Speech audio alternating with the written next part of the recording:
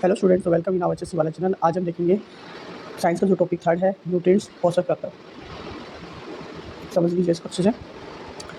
देखिए, रासायनिक संगठन के आधार पर पोषक तत्व के प्रकार।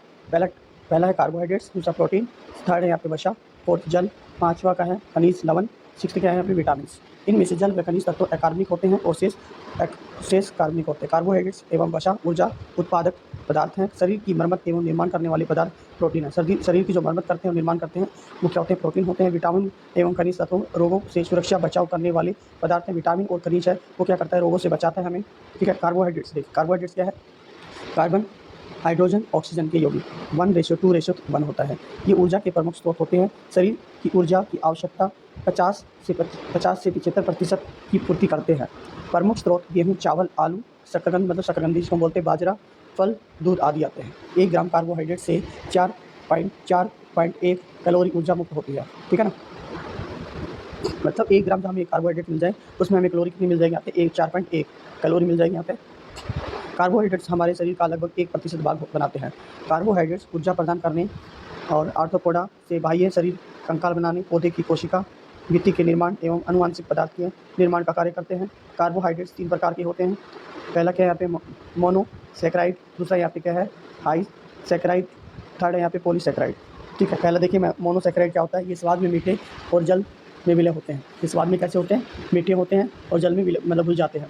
जैसे ग्लूकोज है, यहाँ पे फ्रैक्टोज है, ठीक है, ग्लैक्टोज है। ग्लूकोज का गुणसूत्र होता है C6H2O3।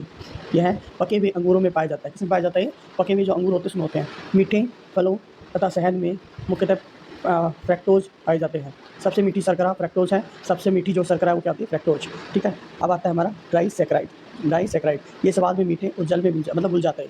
ठीक है। जैसे सुक्रोज है, लैक्टोज है। सुक्रोज का प्रमुख रूप से गन्ने तथा शकरकंद से प्राप्त करते हैं।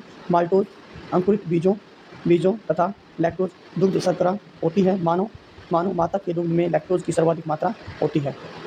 ठीक है। मानव माता के दूध में लैक्टोज की जो सर्वाधिक मात्रा होती है। पॉलीसैकेराइड ये स्वाद रहित और जल में अविलय होते हैं। जैसे यहाँ पे ग्लाइकोजन है, स्टार्च है एवं सेलुलोज है।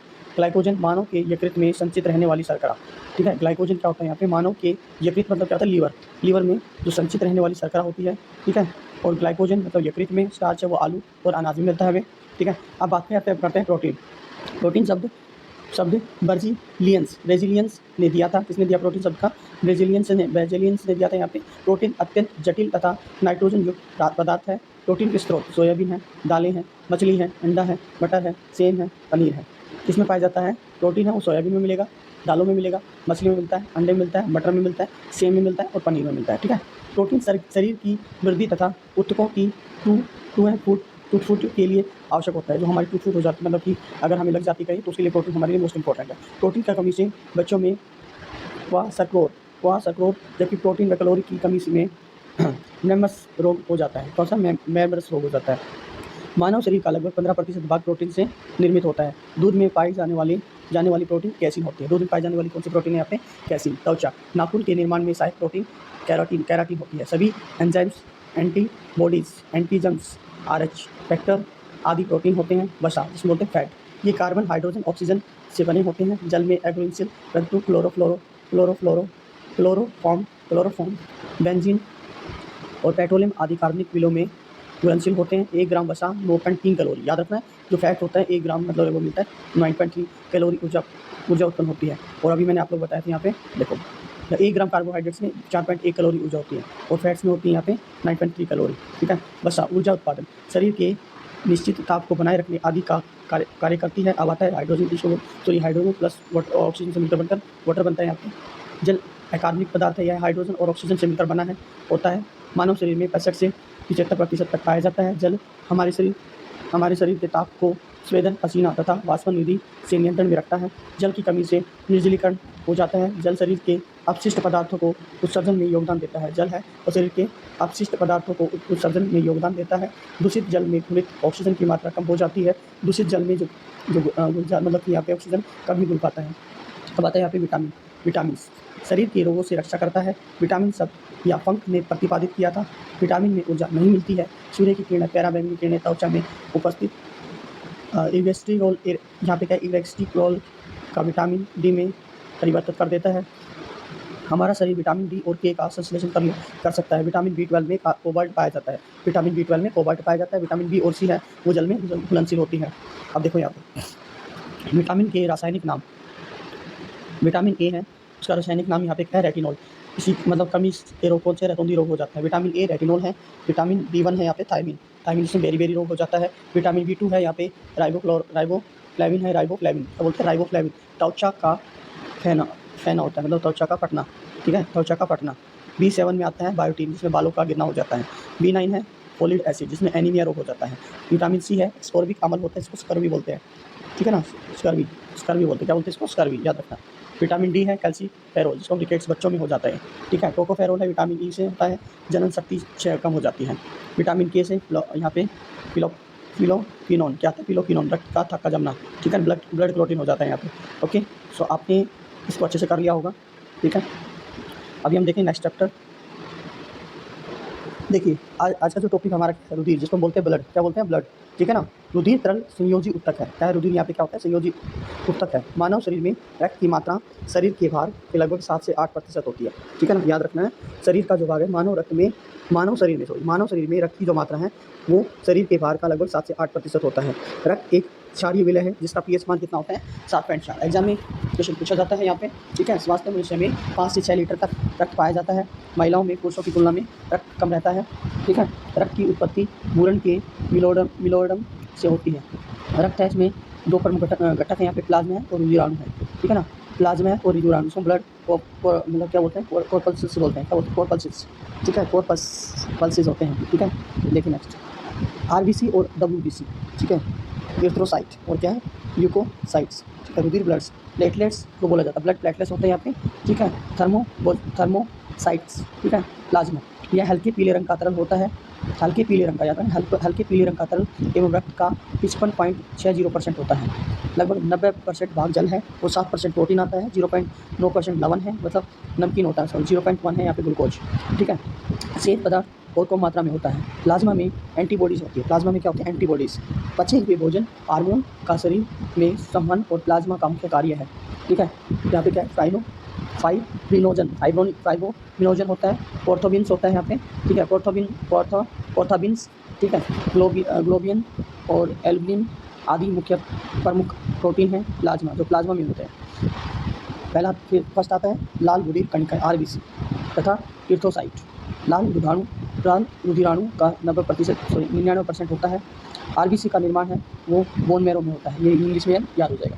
आरबीसी का निर्माण किसमें होता है, बोन मैरो में। आरबीसी का मुख्य कार्य शरीर की प्रत्येक कोशिका में ऑक्सीजन पहुंचाना होता है। आरबीसी क्या करता है, जो ब्लड किसमें पहुंचाता है, कोशिका में, प्रत्येक कोशिका में पहुंचाता है और कार्बन डाइऑक्साइड को वापस लाता है। आरबीसी का काम क्या होता है, जो कोशिका में, सभी कोशिकाओं में ऑक्सीजन को पहुंचाता है और कार्बन डाइऑक्साइड लेके आता है। आरबीसी का जीवन काल है लगभग 120 दिन का होता है। आरबीसी में केंद्रक नहीं होता है, ठीक है, सेंट्रल बिंदु नहीं होता, मतलब किंतु ऊट के आरबीसी में केंद्रक होता है, अपवाद है, ठीक है, एक्सेप्शनल है। आरबीसी की संख्या हीमोसाइटोमीटर से ज्ञात की जाती है। आरबीसी की जो संख्या है वो किससे पता कर सकते हैं, हीमोसाइटो से। आरबीसी में हीमोग्लोबिन पाई जाती है। आरबीसी में क्या मिलेगी, हीमोग्लोबिन। पलिया को आरबीसी का कबरगाह कहते हैं। आरबीसी को क्या कहा जाता है, कबरगाह कहते हैं। पलिया को आरबीसी का कबरगाह कहा जाता है। श्वेत रुधिर कणिका डब्ल्यूबीसी, इसको बोलते हैं ल्यूकोसाइट। इसका निर्माण अस्थि मज्जा में होता है। इसका निर्माण कहाँ होता है, अस्थि मज्जा में, जबकि इसकी मृत्यु है वो स्प्लीन में होती है, ठीक है, किसमें होती है, स्प्लीन, पलिया में होती है। इसका मुख्य कार्य रक्त का थक्का बनाने में मदद करता है। इससे केंद्रक नहीं होता, इसमें भी केंद्रक नहीं होता, यह केवल मनुष्य एवं अन्य स्तनधारियों के रक्त में पाया जाता है। रक्त के कार्य, शरीर में ताप को नियंत्रित करता है, रक्त का थक्का बनाना, O2 CO2, पचा हुआ भोजन, उत्सर्जी पदार्थ, हार्मोन का संवहन करना होता है। इंपॉर्टेंट पॉइंट्स देख लो यहाँ पे। रक्त में यहाँ पे क्या है, फाइब्रिनोजन, क्या होता है, फाइब्रिनोजन है, प्रोथोबीन्स हैं नामक प्रोटीन पाए जाते हैं। ये प्रोटीन रक्त को जमने में सहायक करते हैं। रक्त में पेरिन नामक तत्व होता है जो रक्त की दो धमनियों में जमने से रोकता है। रक्त समूह, ब्लड ग्रुप। रक्त समूह की खोज कार्ल लैंडस्टीनर ने की थी। कार्ल लैंडस्टीनर ने की थी। एंटीजन जो आरबीसी में पाए जाते हैं, ठीक है, एंटीजन है वो आरबीसी में पाए जाते हैं। एंटीबॉडी प्रतिरक्षी प्लाज्मा में पाए जाते हैं, ठीक है ना। एंटीबॉडीज़ हैं वो प्रतिरक्षी प्लाज्मा में पाए जाते हैं, ठीक है। मनुष्य में एंटीजन के आधार पर 4 प्रकार के रक्त समूह पाए जाते हैं, ठीक है। ए बी और ए बी और ओ, मतलब इसका जो हम बात करें तो ब्लड का जो ब्लड ग्रुप होता है उसके बारे में बात कर रहे हैं। केवल एंटीजन और एंटीबॉडी ये दोनों ए को ही दे सकता है, केवल बी है वो केवल बी को ही दे सकते हैं, ए बी दोनों कोई नहीं दे सकते हैं, ठीक है। और जिसमें ओ है वो कोई नहीं ए बी को दोनों को दे सकता है। यहाँ पे रक्त समूह ओ को सर्वदाता यूनिवर्सल डोनर रक्त समूह कहते हैं क्योंकि इसमें कोई एंटीजन नहीं होता है। रक्त समूह ए बी को सर्वग्राही कहते हैं क्योंकि इसमें कोई एंटीबॉडीज़ नहीं होती है। रक्त के आधार पर ब्लड ट्रांसफ्यूजन के वक्त आरएच फैक्टर की जांच की जाती है। आरएच प्लस और आरएच प्लस को आरएच प्लस का रक्त एवं आरएच को आरएच रक्त ही दिया जाता है, ठीक है। यदि पिता का रक्त आरएच मतलब पॉजिटिव होता है, ठीक है, अगर पॉजिटिव होता है तो हम बात करते हैं माता रक्त आरएच नेगेटिव हो तो जन्म देने वाले शिशु को का गर्भाशय तथा जन्म देने के तुरंत बाद मृत्यु हो जाती है। यह स्थिति आमतौर पर प्रथम संतान के जन्म के बाद आती है। अनुदीर्घ दान की संभावना विटामिन ए है वो ए तथा ए बी का को रक्तदान कर सकता है। बी है वो बी तथा ए बी को रक्तदान कर सकता है।